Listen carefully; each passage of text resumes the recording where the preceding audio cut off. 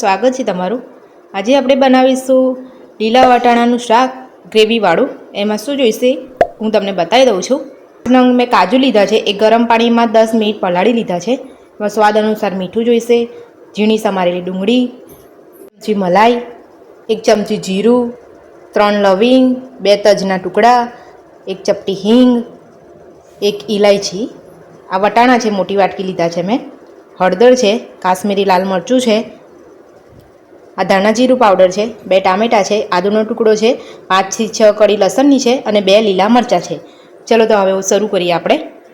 આ લીલા વટાણાને હું ગરમ પાણીમાં થોડો બોઇલ કરી લઉં છું। તમે જોઈ શકો છો ગરમ પાણી મારું થઈ ગયું છે।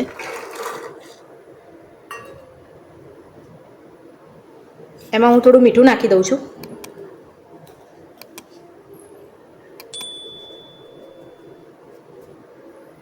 હવે આપણે આમાં 3 મોટી ચમચી તેલ નાખીશું।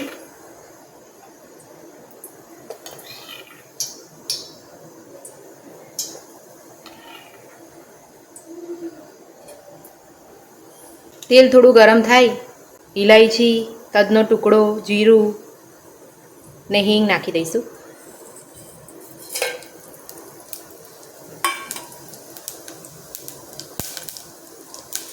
હવે સમારેલી ડુંગળી નાખી દઈશું।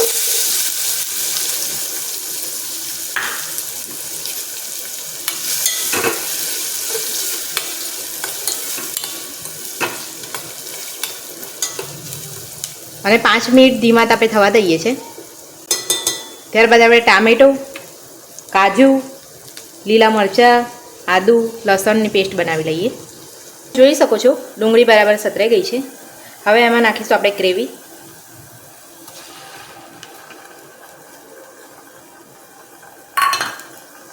બરાબર મિક્સ કરી લઈશું।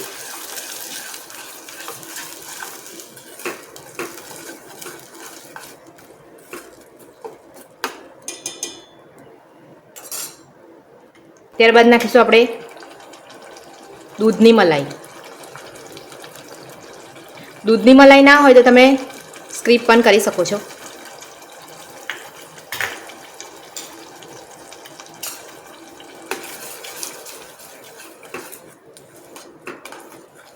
હવે તમે નાખીશું આપણે કાશ્મીરી લાલ મરચું,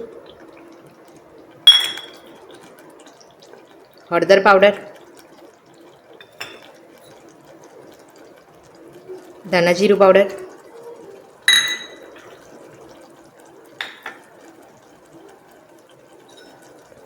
અને સ્વાદ પ્રમાણે મીઠું। વટાણામાં નાખ્યું છે બાફવામાં, એટલે તમે ધ્યાન રાખીને નાખજો।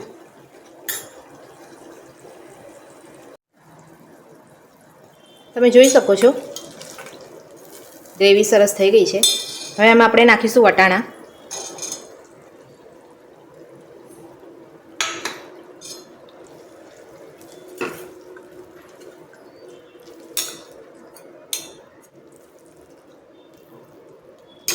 હવે આપણે નાખીશું એમાં ગરમ પાણી।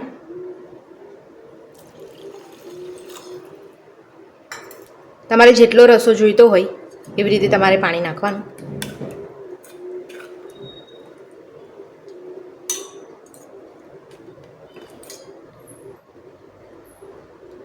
બે મિનિટ ઢાંકી દઈશું આપણે એને। 2 ચપટી હું તીખું મરચું નાખું છું, તમે તમારા સ્વાદ પ્રમાણે લઈ શકો છો।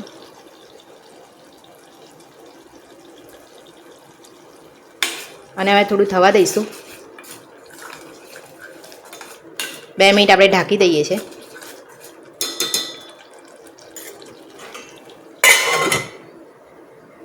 હવે જોઈ લઈએ આપણે, ધાણા નાખી દઈશું।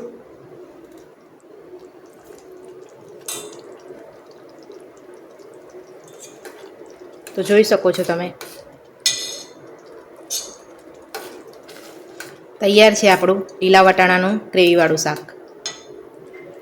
તો તૈયાર છે આપણું લીલા વટાણાનું ગ્રેવીવાળું શાક। જો તમને મારો વિડીયો ગમ્યો હોય તો લાઇક, શેર અને સબસ્ક્રાઈબ કરજો અને કોમેન્ટમાં જરૂર જણાવજો।